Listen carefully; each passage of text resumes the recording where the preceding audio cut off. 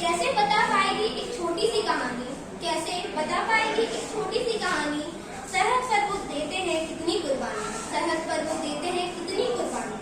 एक सैनिक का जीवन जीना आसान नहीं होता, एक सैनिक का जीवन जीना आसान नहीं होता।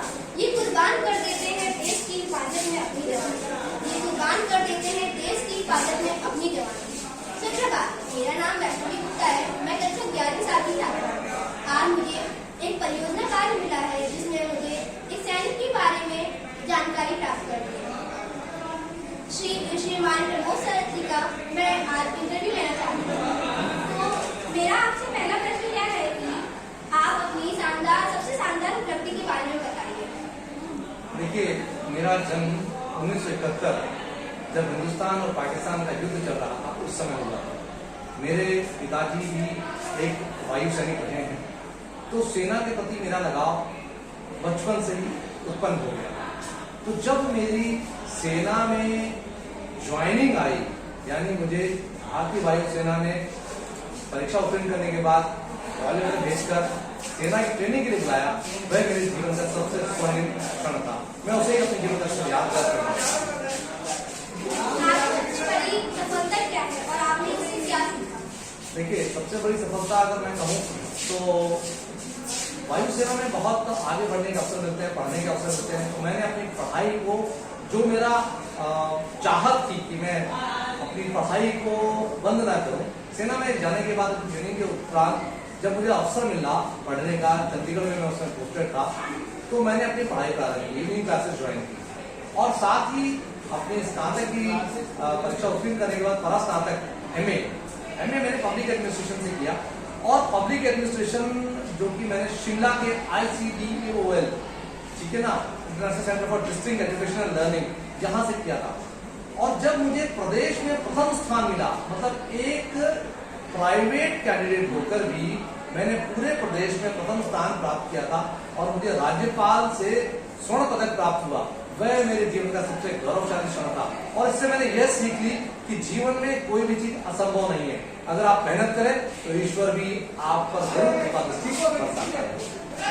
आपने क्या ये कैरियर चुना, इससे आपको क्या मोटिवेशन? देखिए, जहाँ तक इस कैरियर की बात है तो मैंने आपको बताया मैं एक सैनिक परिवार में मेरा जन्म हुआ, तो सेना के प्रति लगाव, मेरे पापा की दिनचर्या, उनकी जीवन शैली, जिससे मैं बहुत प्रभावित था।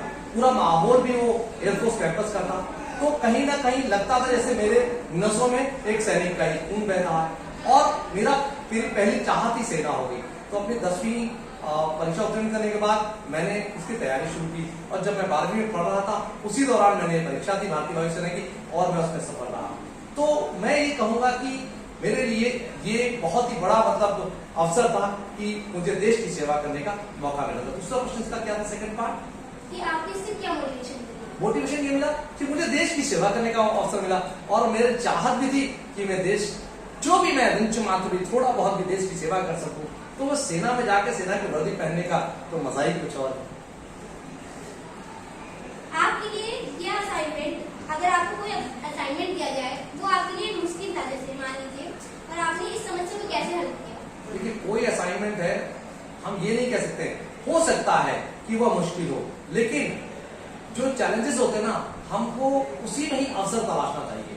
जब हम किसी मुसीबत का सामना डटकर करते हैं ना, तो एक ना एक दिन वो मुसीबत समाप्त हो जाती है। अगर हम उससे डरकर पीछे हटते हैं तो मुसीबत और बड़ी होती लगती है।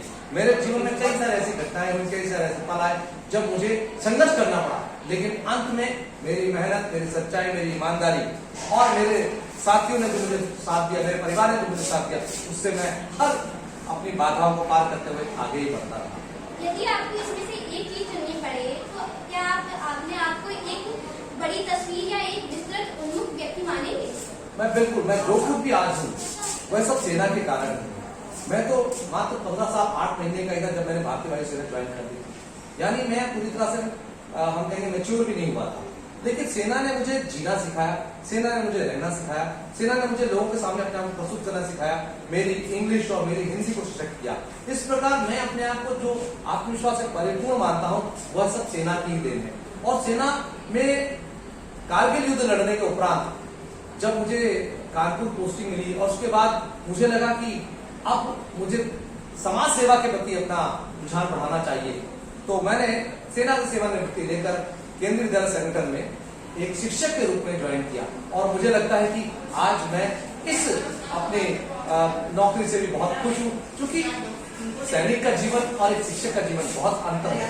लेकिन एक सैनिक से लेकर एक शिक्षक का जो सफर था वो बहुत ही संघर्षों से और परेशानियों और बहुत सारी बाधाओं से भरा हुआ था, लेकिन कहीं ना कहीं उस ईश्वर की कृपा थी कि मैं हर चीज को पार करता हुआ आगे बढ़ता रहा और आज मैं बहुत खुश हूँ कि मैं एक सफल शिक्षक के रूप में जाना चाहता हूँ। आपने जब आर्मी कोर्स ज्वाइन की तो आपको मतलब कि बहुत सारे व्यक्तियों ने रोका होगा, किसी ने कुछ कहा होगा, तो आपको सबसे ज्यादा मोटिवेट किसने किया, सबसे ज्यादा आपका साथ किसने दिया? जहाँ तक 1957 की बात कर रहा हूँ, 1987 की बात कर रहा हूँ, जब हम लोग का 12th का केंद्रीय विद्यालय जोधपुर का बैच हम सब एक साथ तैयारियों में जुटे थे, एनडीए की तैयारी में जुटे थे, एयरफोर्स एग्जाम की तैयारी में जुटे थे, कुछ लोग सशस्त्र सीमा बल की तैयारी में कर रहे थे, कोई बीएसएफ की तैयारी कर रहा था। उस समय एक अलग ही मतलब हम लोग के बैच में एक अलग ही जज्बा और जुनून था।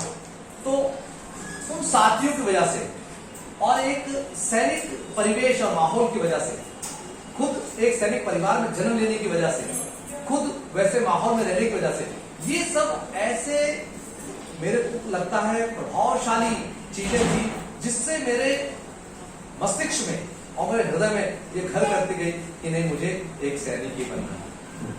जब आपने आर्मी कोर्स ज्वाइन की तब से आपकी कल्पना क्या रही, और जब आपने ज्वाइन नहीं किया था तब आपकी कल्पना क्या थी? क्या इसमें कोई बदलाव आया? देखिए, बदलाव ये था कि मैं अपनी कक्षा में काफी अच्छे बच्चों में गिनती होती थी और मैं पढ़ने में भी बहुत अच्छा था। ठीक है, हमारी कक्षा में मैं साइंस बायोलॉजी के साथ पढ़ रहा था। हम लोग की चाहत थी कि हम मेडिकल की तैयारी करें, उस समय पीएमटी हुआ करता था, प्री मेडिकल टेस्ट, ठीक है ना। लेकिन क्योंकि हमारी कक्षा में बहुत से ऐसे विद्यार्थी थे, केंद्रीय विद्यालय नंबर 1 एयरफोर्स जोधपुर का मैं विद्यार्थी रहा हूँ, जहाँ पर सैनिकों के ही बच्चे थे ज्यादातर, तो हम लोग को सेना के प्रति भी हमारा एक रुझान था।